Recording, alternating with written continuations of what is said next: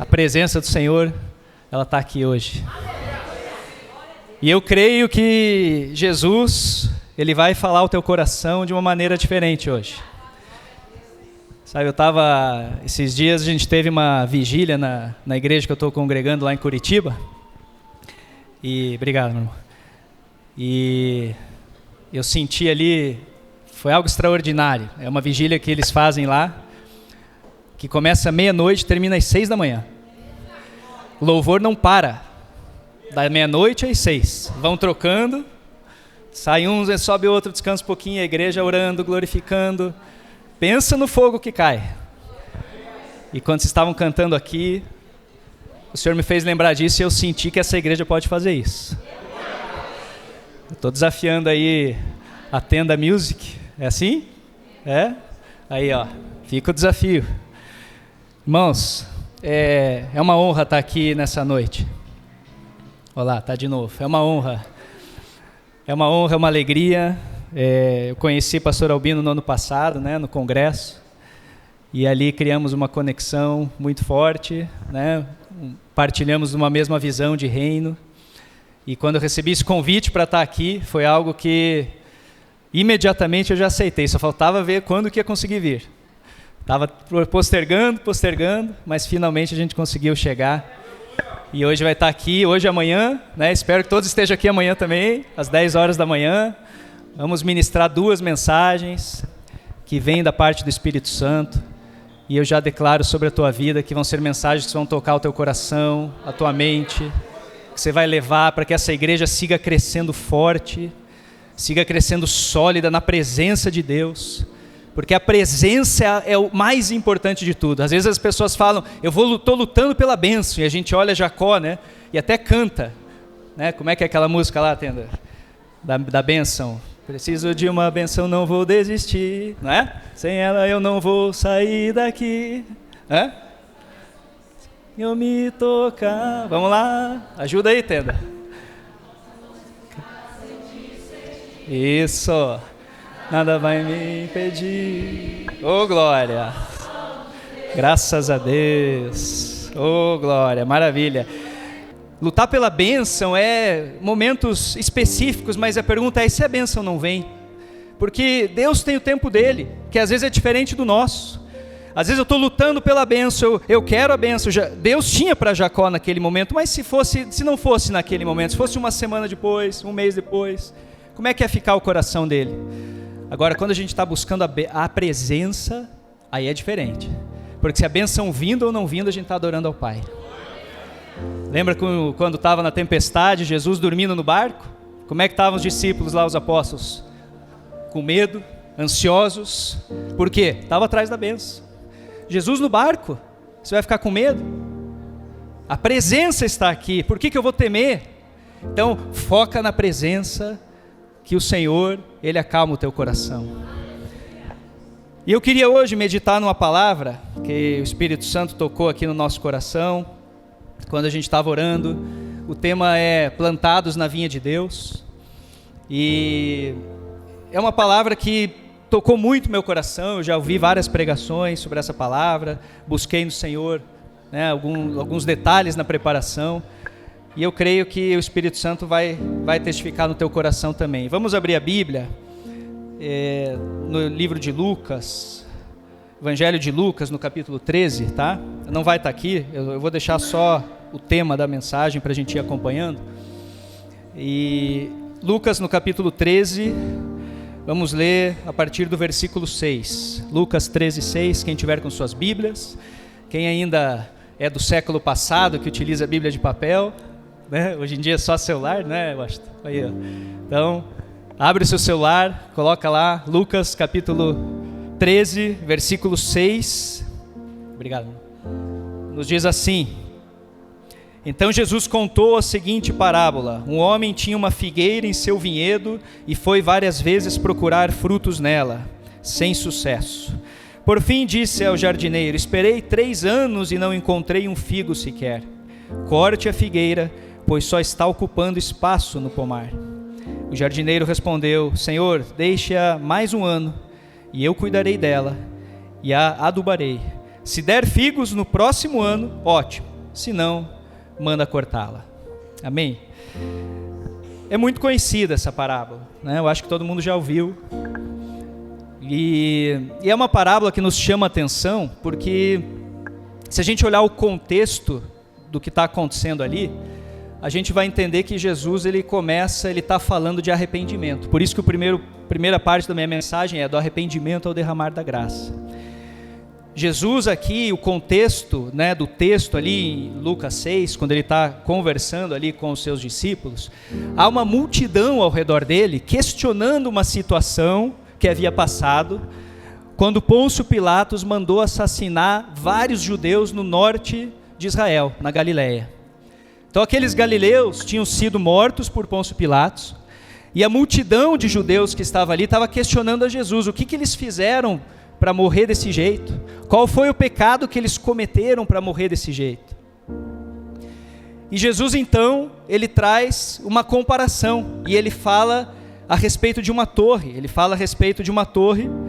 que havia caído e assassinado 18 pessoas. E quando ele fala dessa torre, ele fala, olha, lá Pôncio Pilatos mandou matar todos aqueles judeus. Aqui a torre caiu e 18 pessoas inocentes morreram. Então quer dizer, nenhum nem outro é uma situação de pecado, é uma situação de juízo, mas sim acontecimentos da vida. Então ele traz muito claramente ali que o acontecimento que havia ocorrido ali na Galileia não era culpa de ninguém, e que a fatalidade da vida, ela estava ali. E aí ele começa a falar, por isso que vocês precisam se arrepender, por isso que vocês precisam se perdoar, porque você não conhece o dia de amanhã, a gente não sabe o que vai acontecer daqui a 1 hora, daqui a um dia, daqui a uma semana. Então nós temos que estar vigilantes o tempo todo, com o nosso coração arrependido, liberto e perdoador. E Jesus ensina a eles exatamente, esse era o contexto. Jesus estava falando sobre arrependimento, antes de entrar na parábola. Então, o primeiro ponto que eu queria abordar é exatamente isso. O que é esse arrependimento? Será que a gente sabe o que é arrependimento, na sua essência? Será que a gente pratica arrependimento? Será que realmente é uma verdade na nossa vida? E o arrependimento, a palavra do grego significa metanoia, que é mudar de direção. Você está indo por uma direção, você para e começa a ir para outra direção. Isso é arrependimento. Se a gente olhar nos evangelhos, a gente vai encontrar uma série de exemplos de como Jesus deu valor ao arrependimento. Por exemplo, Marcos capítulo 1, a primeira palavra usada no anúncio do evangelho é arrependei-vos. Diz, o tempo é chegado, o reino de Deus está próximo, arrependei-vos e creiam no evangelho. A primeira palavra, Marcos capítulo 1, versículo 15, arrependei-vos.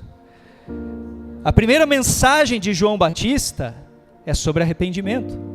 Está lá em Mateus no capítulo 3, João Batista pregando no deserto dizia, arrependam-se pois o reino de Deus está próximo. A primeira mensagem do Senhor Jesus sobre o que é? Arrependimento. Está lá em Mateus no capítulo 4, a partir desse dia Jesus começou a pregar, arrependam-se pois o reino dos céus está próximo.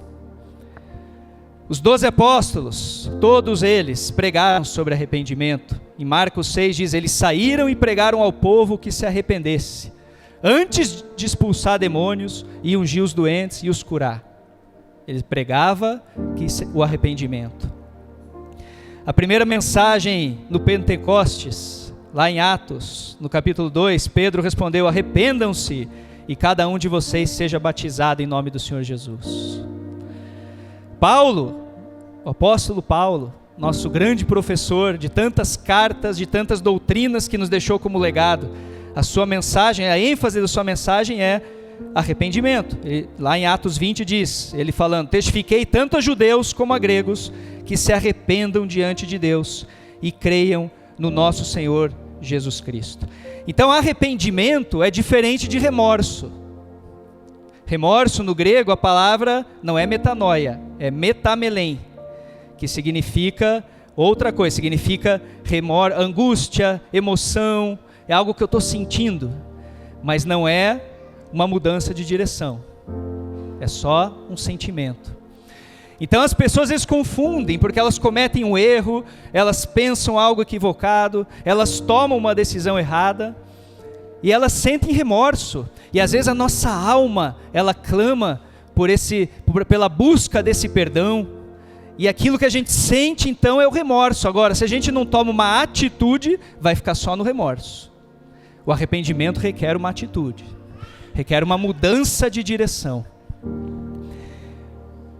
E esse verdadeiro arrependimento, Paulo lá em Atos 26, diz que ele gera frutos. E aí a gente começa a entender a parábola, onde que Jesus chegou, né? Por que Jesus então estava pregando arrependimento e trouxe essa parábola? Porque o verdadeiro arrependimento gera frutos. Antes de entrar nos frutos, ele falou, tem que se arrepender. Se arrependam, busquem o arrependimento. E Paulo lá em Atos 26 fala disso, que estava em Jerusalém, em toda a Judéia, os gentios, dizendo, arrependam-se e se voltem a Deus, praticando obras que mostrem arrependimento. Então pratiquem obras que mostrem arrependimento.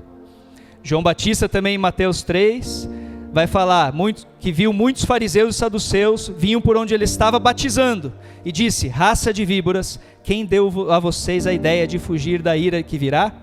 Deem fruto que mostre arrependimento. Então eu queria deixar isso muito, muito claro e muito forte hoje no nosso coração, esse entendimento, né? O arrependimento, como Paulo diz, ele é praticar obras que mostrem arrependimento, requer uma atitude. Então eu estou caminhando para essa direção, eu estou caminhando na direção errada, eu estou sendo levado pela minha natureza pecaminosa, eu estou cometendo erros, de repente eu paro, bum, me arrependi. O que eu vou fazer? Eu vou mudar a direção e vou começar a caminhar para dar frutos do Espírito. Eu não posso simplesmente parar e ficar naquela situação do pecado que eu vinha carregando, do erro que eu vinha cometendo, porque aí é remorso. Aí na primeira oportunidade, o que vai acontecer? Eu vou continuar caminhando na mesma direção, porque nós estamos em constante movimento. A pergunta é, para qual lado eu vou caminhar? Eu vou seguir a minha vida caminhando para o lado do pecado, da falsidade, da falta de fé, do engano, ou eu vou em algum momento parar e dizer, não, chega, eu não quero mais esse caminho, eu vou dar a volta e eu vou mudar o rumo. Isso é arrependimento. E agora eu vou começar a construir uma nova vida na presença do Senhor, um novo caminhar. Por isso que do arrependimento ao derramar da graça, porque no momento onde você para e diz, chega, eu não quero mais, a graça do Senhor Jesus, ela cai sobre a sua vida, você sente a presença do Espírito Santo, e agora essa graça, ela vai te ajudar a caminhar na outra direção. A graça, e nós vamos entrar agora exatamente sobre esse derramar da graça. A graça, ela não é simplesmente no momento onde Jesus te encontrou e da sua graça, que é um favor imerecido, ele te alcançou e te deu a salvação. Aquele foi o momento, mas foi também um momento. É o momento do início, é o momento da largada. A graça, ela é contínua e ela vai te ajudar depois a caminhar na direção contrária daquela que você estava indo. Então nós temos que receber a graça, do arrependimento ao derramar da graça. Graça, a gente está sempre acostumado a ouvir, um favor imerecido, um presente de Deus, um dom de Deus. E é interessante que às vezes as pessoas, quando elas olham naquele versículo de 2 Coríntios 12, 9, quando Paulo diz, a minha graça é suficiente para você, o meu poder se aperfeiçoa na fraqueza. É como se a minha graça te basta, algumas traduções dizem, né? A minha graça te basta. Tem pessoas que agarram esse versículo e dizem, não, está aqui, ó, a graça basta. Não preciso do arrependimento. Não preciso mudar de direção, porque afinal a graça é suficiente. Essa é a teoria da hipergraça que está por aí. Mas não é o que a Bíblia diz. Não é o que Jesus estava ensinando, porque antes de falar qualquer coisa sobre a graça, ele ensinou sobre arrependimento. Então você quer que a graça venha sobre você, precisa ter arrependimento. A graça ela até pode vir sobre você, mas se você não tem arrependimento e não muda a direção, ela vai embora, ela vai ficar aqui, você não vai usufruir dela, você vai continuar, você não vai usufruir da graça. Então a graça ela vem, porque a graça é um favor imerecido. A graça, é algo que a gente não consegue imaginar, não consegue medir, porque está na infinita misericórdia e amor incondicional do nosso Senhor Jesus Cristo. Então essa teologia da hipergraça a gente precisa eliminar. Esse texto que aqui, Paulo estava falando do momento lá que ele tinha o espinho na carne, que ele orou 3 vezes, e aí Deus falou que ele não ia ser curado mesmo, que aquilo era da vontade de Deus. Aí ele falou esse versículo, ok, a tua graça me basta. Olha, é outro contexto. Ele está falando outra coisa, ele não está falando que ele não precisa pecar, que ele não precisa se arrepender, que não precisa deixar de pecar, não precisa se arrepender. Não, ele está falando outra coisa. Ele está falando que aquele espinho lá ele ia aceitar e que a graça bastava, que não importava a dor, não importava as lutas, a tua graça me basta. Era outra situação. Agora, aí se a gente olha o que Paulo ensinou lá em Efésios, aí vai ficar mais claro. Quer ver? Eu vou ler aqui, Efésios 2, no versículo 1. Vocês estavam mortos nas suas transgressões, todos nós. Estávamos mortos nas nossas transgressões, nos nossos pecados, nos quais costumavam viver, quando seguiam a padrões desse mundo e ao príncipe do poder do ar. Olha só, vai se identificando. O espírito que agora atua nos filhos da desobediência, quando estávamos lá. Antes também vivíamos com eles, satisfazendo os desejos da nossa natureza pecaminosa. Olha o caminho, estou indo para lá. Satisfazendo os desejos da natureza pecaminosa, realizando as vontades e os pensamentos dela. Estou indo. Como outros éramos, por natureza, merecedores da ira. Essa era a direção. Pecaminosa, ira, morte, condenação. Mas aí, tem um todavia aqui. Diz assim, todavia Deus. Todavia Deus. Esse todavia muda tudo que está acontecendo. Eu estou indo aqui, todavia. Me arrependi. Todavia, Deus, por ser rico em misericórdia, grande em amor com o que os amou, deu-nos a vida com Cristo quando ainda estávamos mortos na transgressão. Pela graça vocês são salvos. Deus nos ressuscitou com Cristo e com Ele nos assentou nas regiões celestiais, para mostrar a incomparável riqueza da sua graça.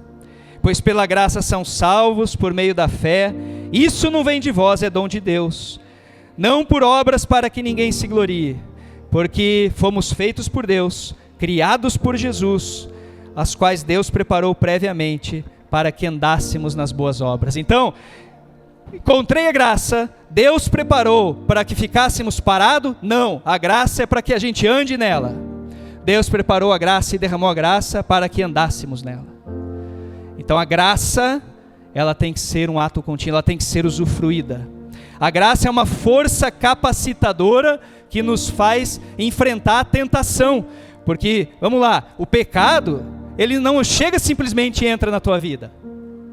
A mentira, o engano, o adultério, o roubo, não é da noite para o dia que, entrou. Não.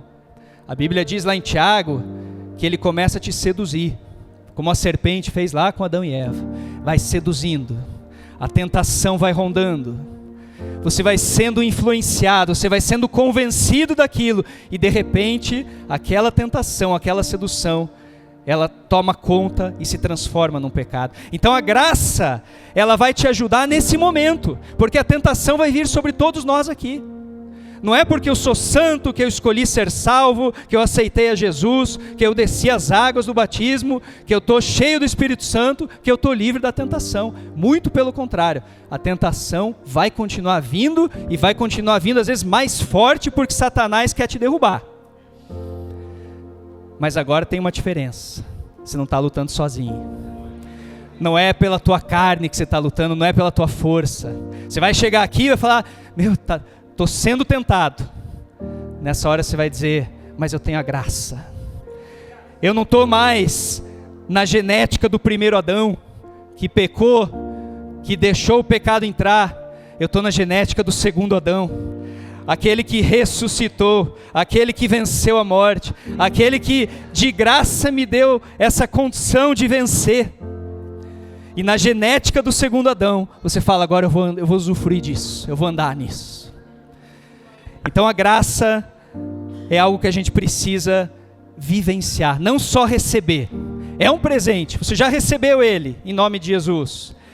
mas agora se toma posse e você usa. É como você ganhar uma bicicleta, você não pode deixar ela guardada na garagem, você tem que andar nela. Isso é graça, isso é caminhar na graça, andar na graça.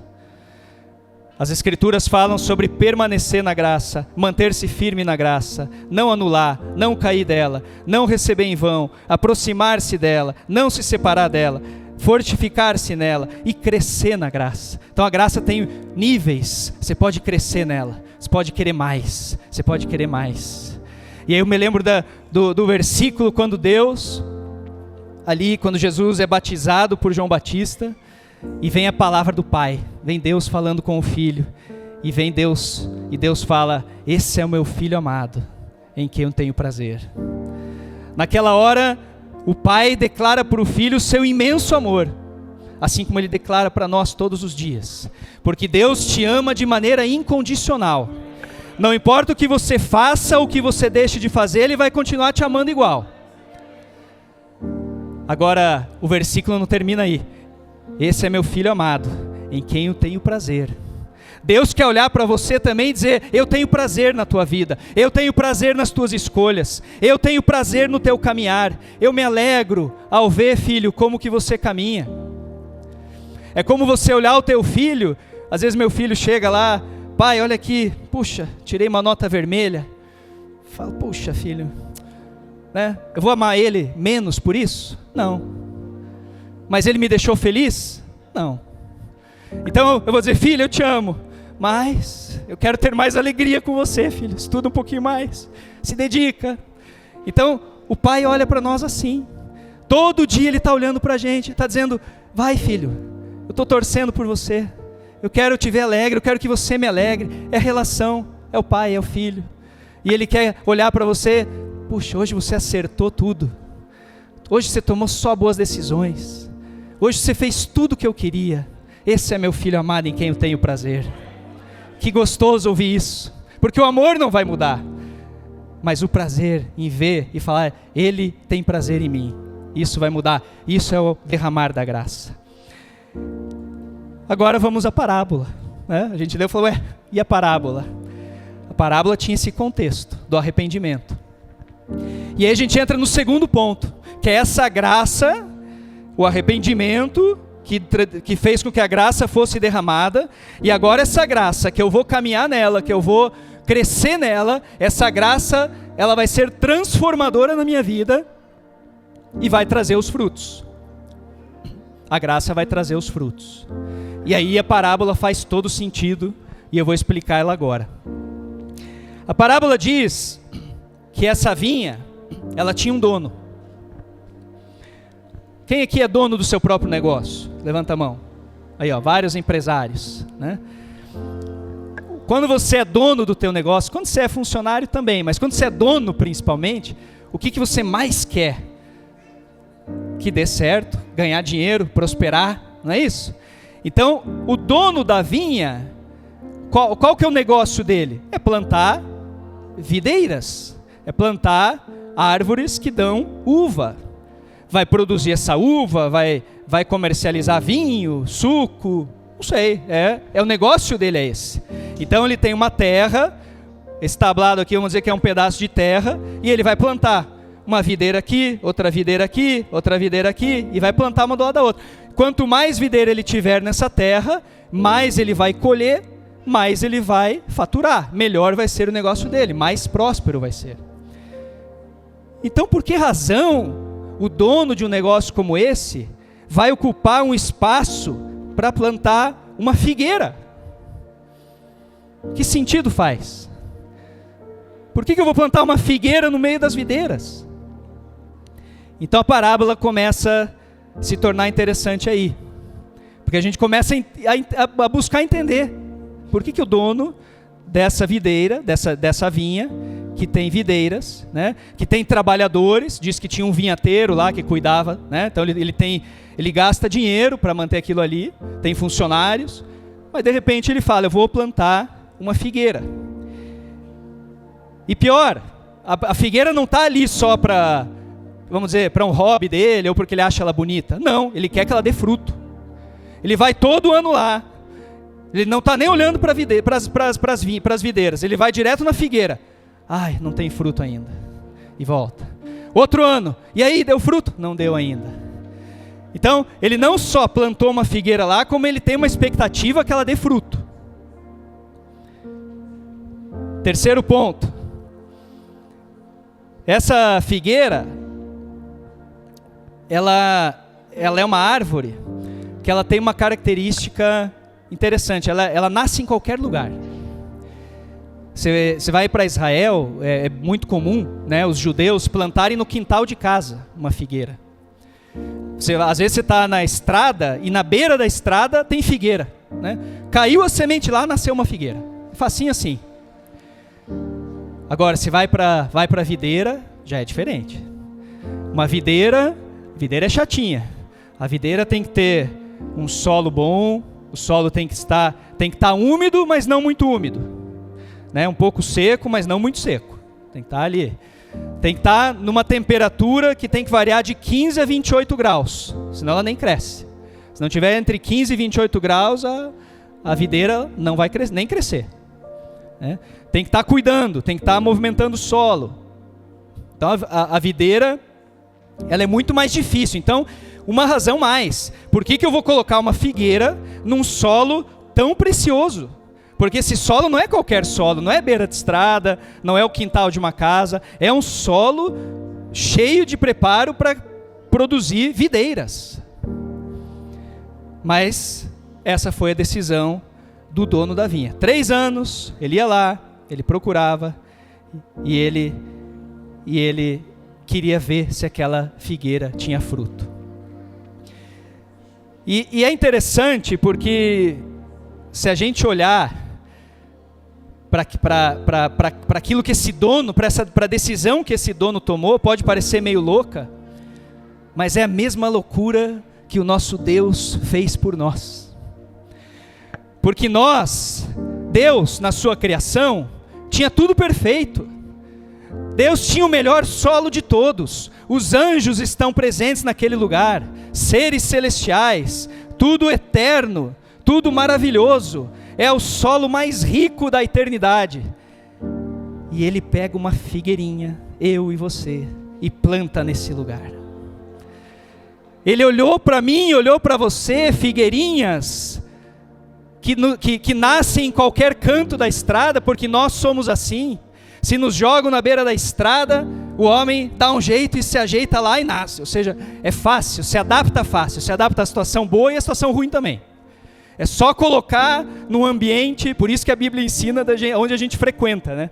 Porque dependendo do lugar que você está frequentando, você já é contaminado pelo lugar, fácil assim, né? Rapidinho você está ali já envolvido com aquela coisa arada toda. Figueira, nasce na beira da estrada, nasce no quintal do vizinho, nasce em qualquer lugar. Mas ele pegou, eu e você, que ele podia deixa lá isso aí na beira da estrada, isso aí não presta. Mas ele pegou, não, ele olhou. Ele falou, não, eu vou plantar no meu melhor solo, junto dos meus anjos, junto dos seres celestiais, junto da eternidade que eu tenho separado. É aqui que eu quero essa figueira. E ele fez isso de graça. É uma graça que transformou o nosso futuro, porque éramos figueiras condenadas à beira de estrada e a quintal de casa. Mas ele transformou quando nos plantou na sua vinha. E ele nos colocou lá. Só que agora ele vem, todo ano. E aí, está dando fruto? Ixi. Então não é só ficar ali parado? Não, não é. Puxa, eu podia ficar aqui paradinho no cantinho aqui, tá bom, né? Às vezes as pessoas falam, eu só quero minha salvação. Vou lá, vou ficar quietinho na igreja, só quero minha salvação, né? Ele está vindo toda vez. Tem fruto? Ainda não. Tem fruto. E olha que interessante. A figueira, ela pode nascer em qualquer lugar. Ela pode estar em qualquer solo. Mas para dar fruto, ela tem que estar numa temperatura específica. Sabe qual é? De 15 a 28 graus. A mesma da videira.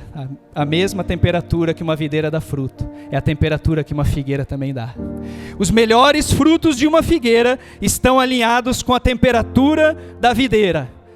Isso significa os melhores frutos que você pode dar a Deus são os frutos que Ele já originou na eternidade. São os frutos que já vêm do teu DNA, porque Ele te criou dessa forma. Ele te criou videira, o mundo te fez figueira ao longo da jornada, ao longo do pecado, ao longo da queda da humanidade, mas Ele te criou para dar os mesmos frutos. Ele vê esse fruto em nós. A gente pode não ver, mas Ele já está vendo. Por isso a expectativa, porque Ele sabe que você pode dar esse fruto. Se Ele tem expectativa é porque Ele sabe que você pode dar.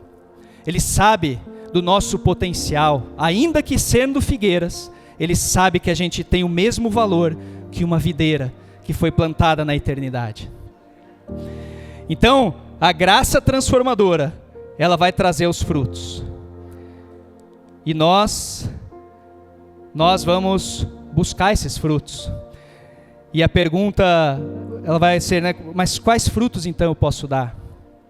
E a gente precisa aqui ser muito claro, porque as pessoas às vezes confundem e acham que dar frutos são as obras que eu faço de caridade, são as obras que eu faço na igreja, é o meu esforço em servir. E ok, são frutos, mas os menores eu diria. Deus ele não quer avaliar a tua performance. Deus ele quer os frutos que estão lá dentro do teu coração. Deus ele quer aqueles frutos que Ele sabe que são iguais ao da videira. São os frutos eternos que Ele plantou desde a eternidade, porque de eternidade a eternidade Ele é Deus, Ele é o Criador, e quando Ele nos criou, Ele colocou frutos em nós, que durante a jornada eles foram se perdendo, mas que Ele quer resgatar um por um. E nós vemos o fruto na criação. Gênesis capítulo 1, versículo 27, diz: criou Deus o homem à sua imagem o criou. O primeiro fruto que Deus colocou na nossa vida é uma identidade. Ele criou a sua imagem o criou. Assim era o primeiro Adão, mas o primeiro Adão caiu no pecado. Foi necessário um segundo Adão, e o segundo Adão, Jesus, falou assim: todos quantos o receberam, está lá em João, deu-lhes o poder de serem feitos filhos de Deus. O primeiro Adão tinha uma identidade, a imagem de Deus. Ele caiu, veio o segundo Adão, Jesus. Jesus resgatou na graça a nossa identidade, nos fez filhos de Deus.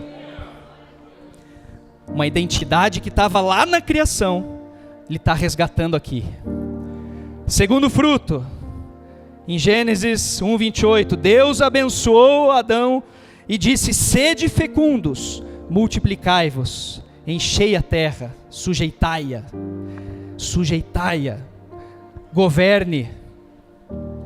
Deus deu autoridade para o homem. Deus deu uma identidade, mas também deu uma autoridade. Ele estava falando: vocês vão governar. Você não está aqui, Adão, para ficar aí se escondendo. Não, você vai governar a terra. Mas e aí? Ele perdeu isso? Perdeu. E veio Jesus e resgatou. Tendo Jesus convocado os 12, deu-lhes poder e autoridade sobre todos os demônios e para efetuarem curas. Meus irmãos, por que a gente não vê mais curas como estão registradas na Bíblia? Por que a gente não assume essa autoridade e em nome de Jesus começa a impor as mãos sobre os enfermos e dizer: seja curado? Nós temos essa autoridade e Jesus quer ver esse fruto na igreja. Jesus quer ver esse fruto em você. Assim como Ele fez com Pedro, assim como Ele fez com Paulo, assim como Ele fez com tantos exemplos, Ele falou: vocês têm essa autoridade, vai lá, ore, expulse o demônio, cure os enfermos, pregue o evangelho, você tem autoridade. A tua autoridade está no nome de Jesus, esse segundo Adão que trouxe a graça. Terceiro fruto, Gênesis 2:7, formou o Senhor Deus o homem do pó e lhe soprou nas narinas o fôlego de vida. Ele colocou um fôlego de vida no homem, coisa que Ele não fez nos animais. No homem Ele falou: fôlego de vida. Mas aí, Adão perdeu, e veio Jesus e falou: mas o Consolador, o Espírito Santo, a quem o Pai enviará em meu nome, esse vos ensinará todas as coisas. Aquele fôlego de vida, ele foi trazido novamente para o nosso meio na figura do Espírito Santo. Ele resgatou um terceiro fruto. Você tem o Espírito Santo. Você tem o Espírito Santo.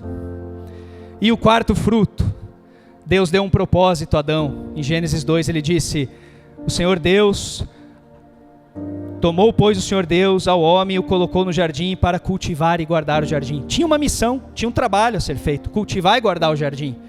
E aí Adão perdeu.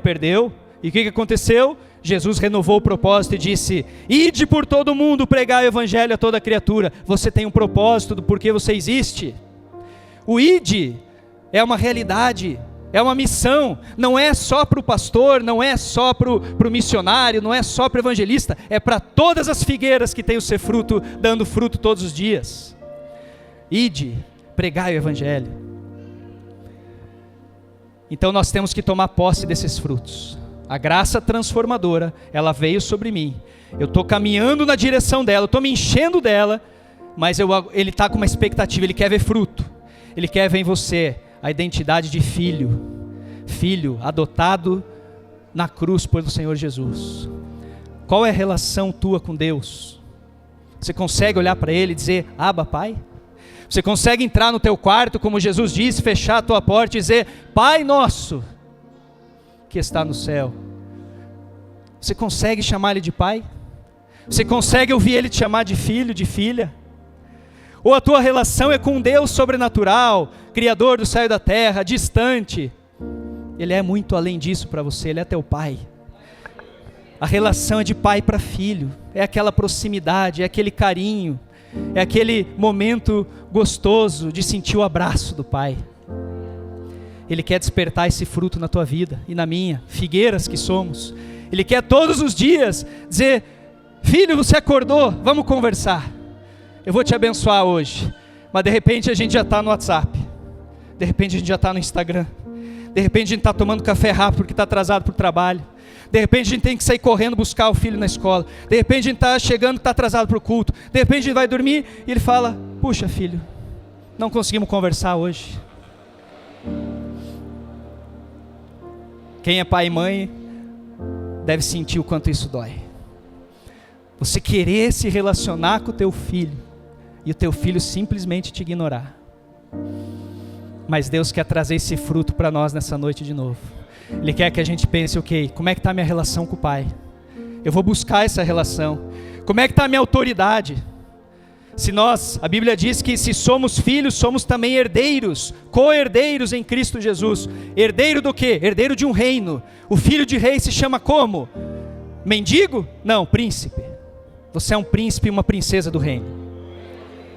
Você não está aqui de passagem, mendigando pelos cantos, chorando, triste, derrotado, se humilhando, dizendo, poxa, a vida é difícil, como dói, como é complicado. Não, você é príncipe, você está aqui para ordenar, você está aqui para declarar, você está aqui para dar ordens, para governar sobre os céus e a terra no nome de Jesus.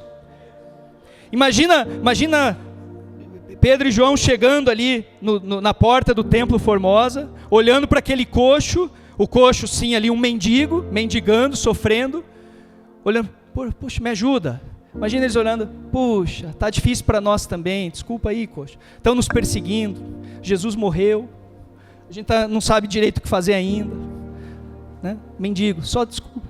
Não, eles olham para aquele coxo, eu não tenho prata nem ouro, mas em nome de Jesus levanta e anda.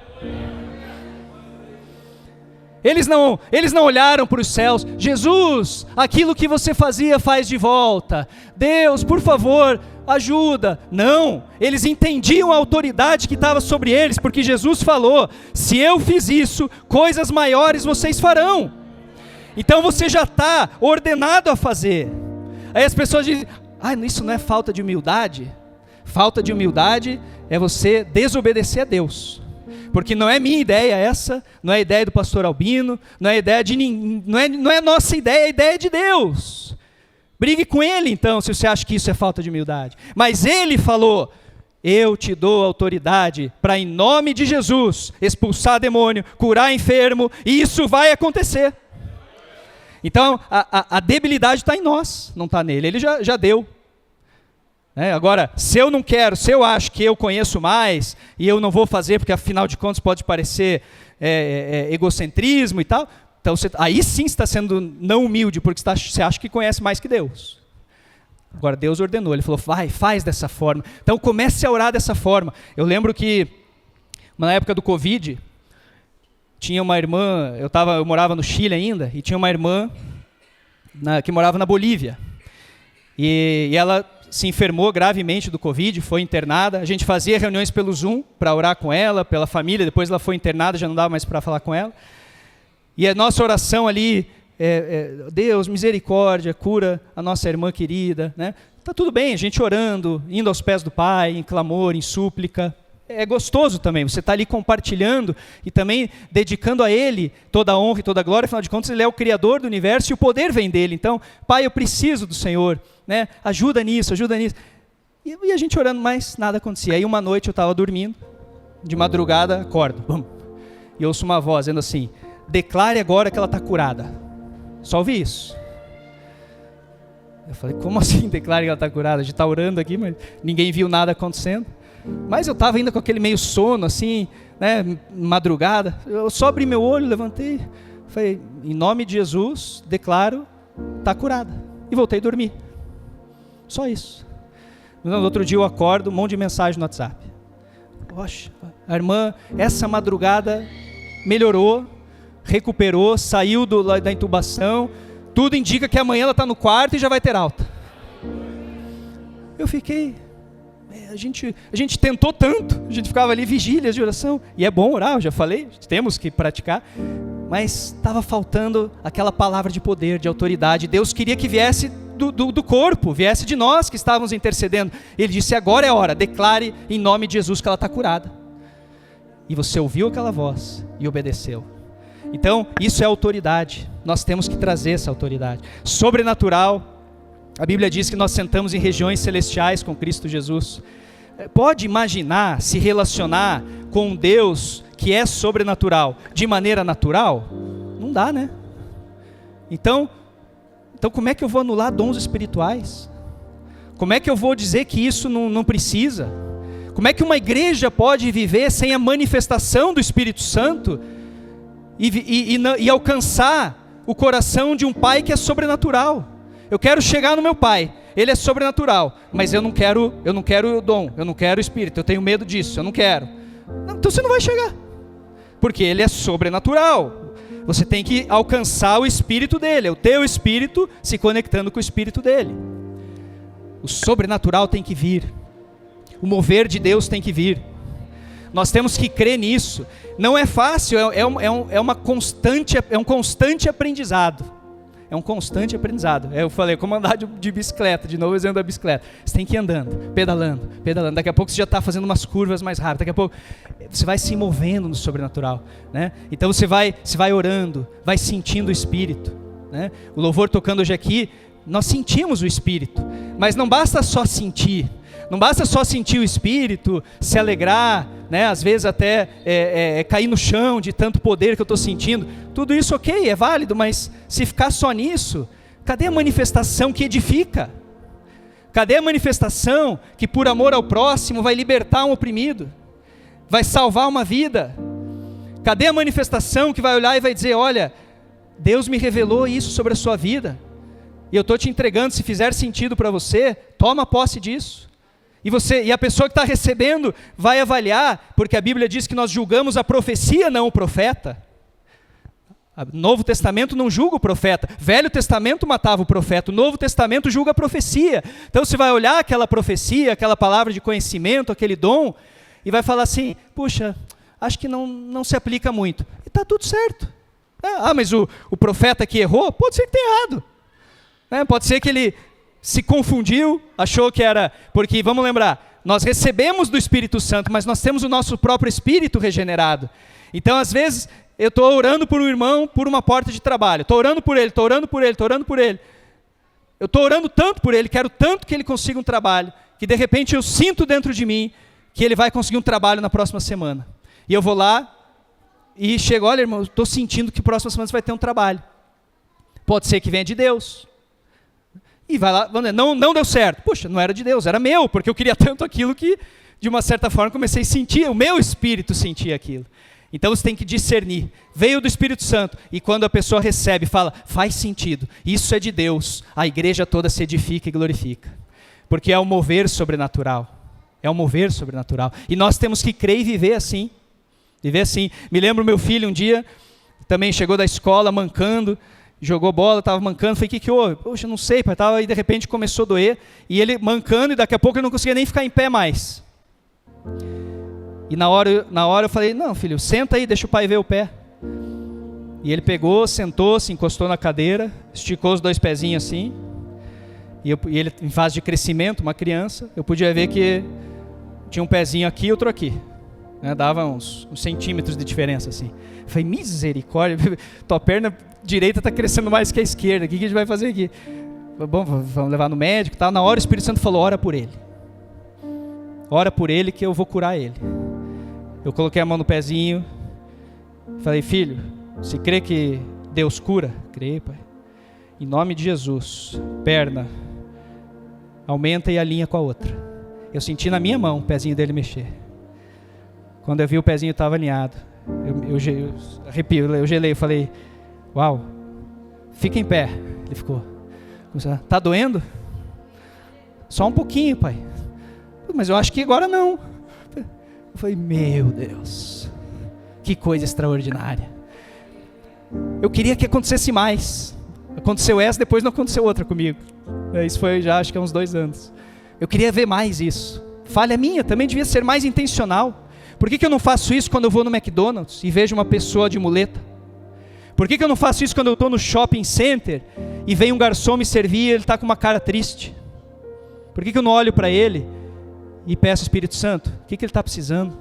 Eu quero abençoar a vida dele hoje, eu quero que ele saia daqui transformado.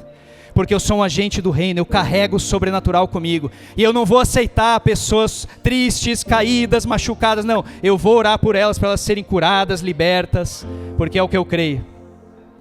O sobrenatural tem que ser algo vivo no nosso meio. Nós precisamos carregar isso. Propósito, identidade, autoridade. São os frutos que ele traz. Então, vamos lá. Voltando para a parábola. Estávamos figueira. Arrependimento veio, mudança de rumo, a graça derramada começou a trazer frutos, e os frutos vão se manifestar quando você reconhecer que é filho, quando você reconhecer que é príncipe, e quando você deixar o sobrenatural agir na sua vida.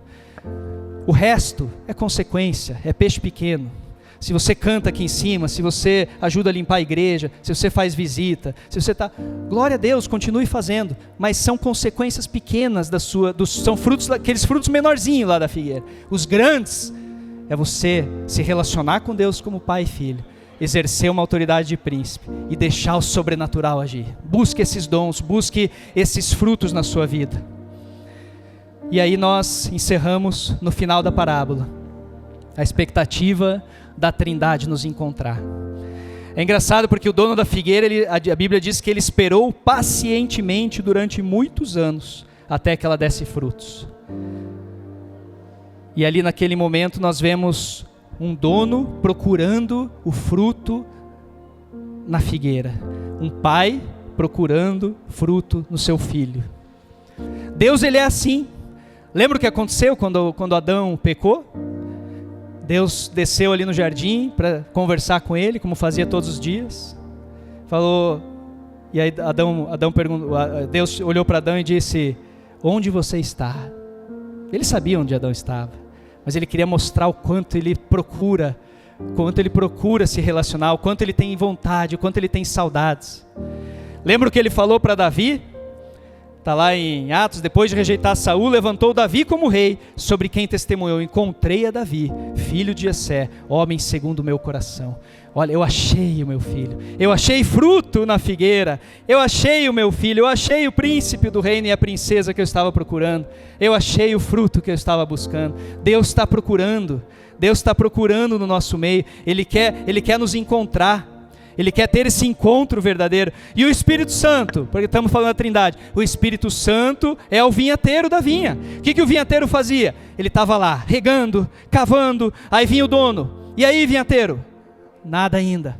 Puxa vida, vamos lá. E estava lá, o vinhateiro cuidava, adubava, cuidava da figueirinha lá. E aí, vinhateiro? Nada ainda. Aí na última vez, ele falou, na próxima que eu vier, aí você pode cortar, né? Aí o vinhateiro falou: me dá mais uma oportunidade. Eu amo tanto essa figueira, eu me apeguei tanto a ela, que eu quero cuidar dela todos os dias, e eu quero muito ver os frutos nela. E veja que em Romanos 8, 26 diz que o Espírito nos ajuda na nossa fraqueza, não sabemos o que havemos de pedir, mas o próprio Espírito intercede por nós com gemidos inexprimíveis. O Espírito está intercedendo por nós, é o vinhateiro cuidando da sua figueira. Ele está dizendo: eu amo muito essa figueira, não quero que ela se perca. E o Espírito Santo está aqui dentro, está aí dentro de você. E Ele está ali cuidando, Ele quer ver esse fruto despertar. E muitas vezes a gente olha: Ele está dentro de mim, mas onde que Ele está? Ele está lá num quartinho escuro. Na minha casa espiritual aqui, botei Ele lá num quartinho escuro. Puxa vida, abre essa porta, deixa Ele tomar conta da tua casa espiritual, do teu corpo, da tua mente, do teu coração. Deixa Ele governar, deixa Ele conduzir, deixa Ele te levar para o sobrenatural, deixa Ele revelar o Pai para você, deixa Ele mostrar a tua autoridade. O Espírito Santo intercede por nós com gemidos inexprimíveis. E Jesus, Ele está voltando. No primeiro ano, não estava pronto. No segundo, mas Ele está por vir. Ele está por vir. E é interessante que, eu pergunto, como é que termina essa parábola? Já leu ali? Se lê essa parábola, você fala: ué, do nada, acabou. Simplesmente acabou ali, né? O último versículo ali, vou até ler de novo aqui. Ó, versículo do 6, ele termina ali no 9, ó. Se der figos no próximo ano, ótimo. Se não, manda cortá-la. E terminou. Aí você pensa: ué, será que deu, não deu? A gente fica aquela: cadê o final? Né? Assistir a série toda e cadê o final? O final sou eu e você que vamos escrever. Porque essa história não acabou. Essa história é para hoje. Você é a figueirinha que está ali e Ele está esperando dar fruto. E Jesus ainda não voltou, mas um dia Ele vai voltar. E quando Ele voltar, Ele quer encontrar o fruto tão esperado. Mas se não encontrar, manda cortá-la. Ui, será? Mas que juízo! Ele nos dá tanta oportunidade.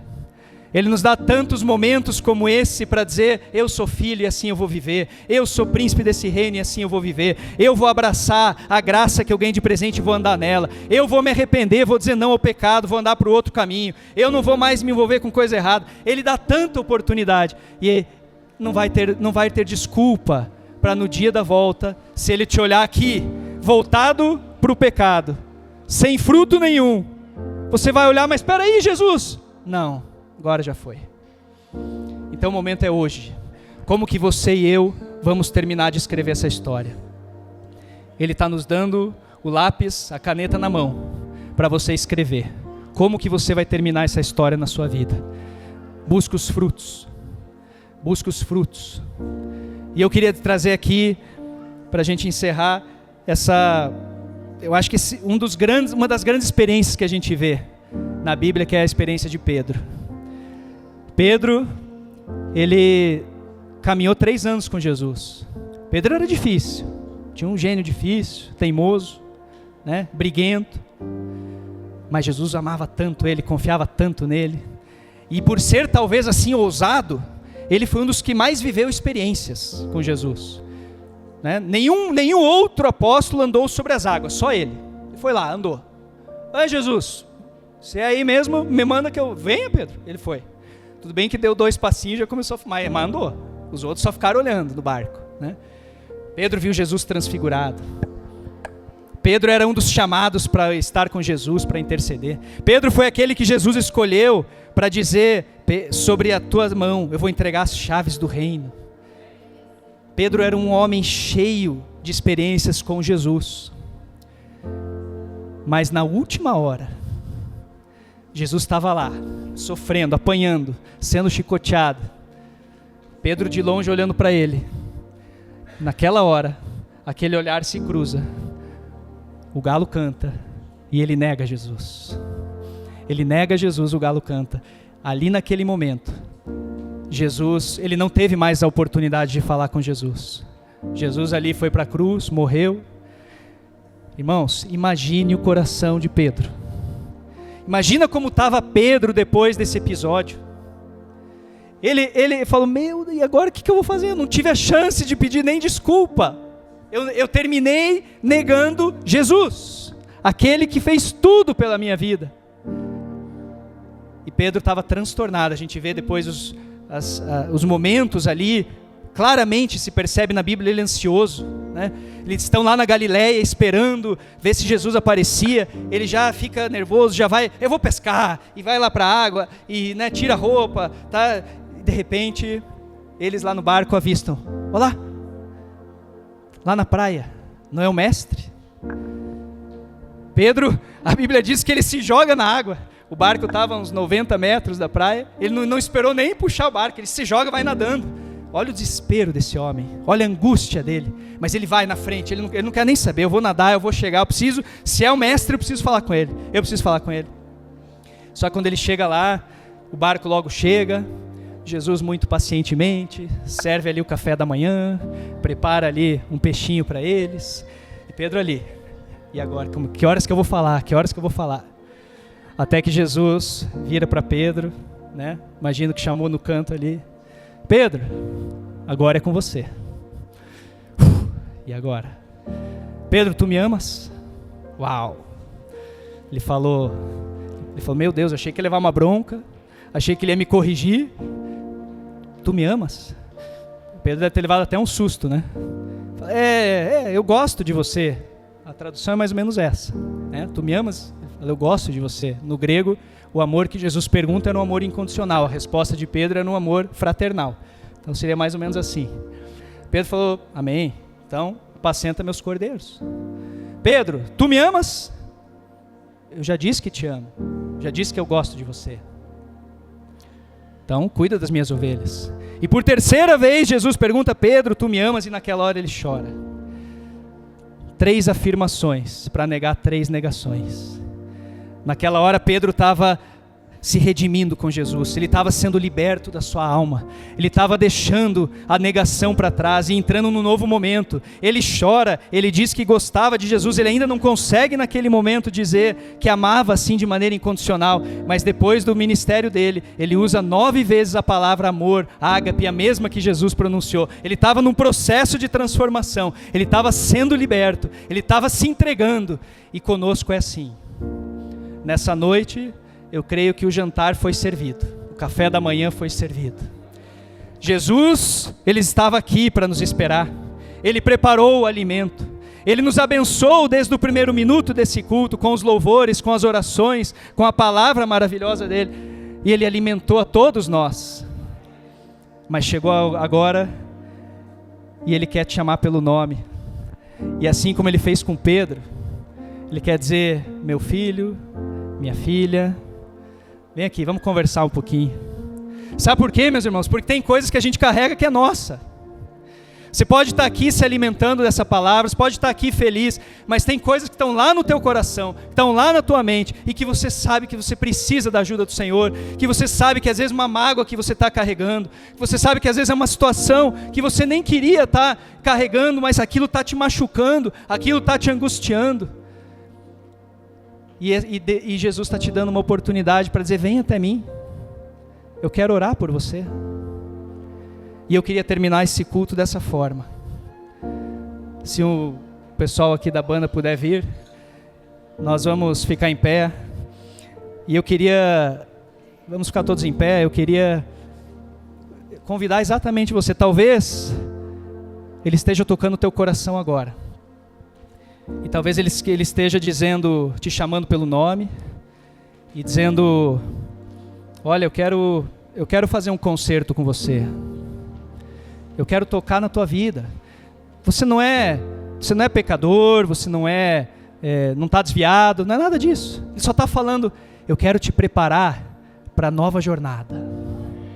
Eu quero te preparar para o novo ciclo que eu tenho para você. Veja que Pedro era o grande discípulo que a gente falou aqui, mas naquela hora ele precisava daquela conversa íntima, aquela cara a cara. E eu quero te encorajar, enquanto o louvor começar aqui, é você vir aqui à frente, e eu vou orar por você. E eu vou pedir que Deus, através da imposição de mãos, possa falar ao teu coração, como Jesus falou com Pedro, e Ele possa tocar no mais íntimo, naquela ferida, naquela angústia, naquela preocupação, para que Ele possa confirmar o chamado na tua vida, para que Ele possa dizer: você é meu filho, sim, você é minha filha, sim, você é princesa, eu te comissiono, tem um projeto para você, tem um novo momento. E eu quero te encorajar a vir, que você não sinta vergonha, não se sinta tímido em vir, porque Jesus não teve vergonha quando foi para a cruz por você. Ele foi para a cruz nu, apanhando, sendo humilhado e sem ter feito nada. Que vergonha a gente vai ter de vir até o altar, entregar a nossa vida para Jesus e dizer: eu quero uma nova jornada na minha vida. Se eu caminhei até aqui, eu posso ter caminhado bem até aqui, eu estou feliz, mas eu quero mais. Se você quer mais, vem aqui na frente, a gente vai orar com você, em nome de Jesus. Vamos louvar e vamos orar. Os pastores vão nos ajudar aqui para a gente orar, impor as mãos. Os diáconos também, os pastores, diáconos, vamos orar. Vamos orar com cada um que está aqui, porque eu creio que Jesus, Ele quer operar uma obra nessa noite.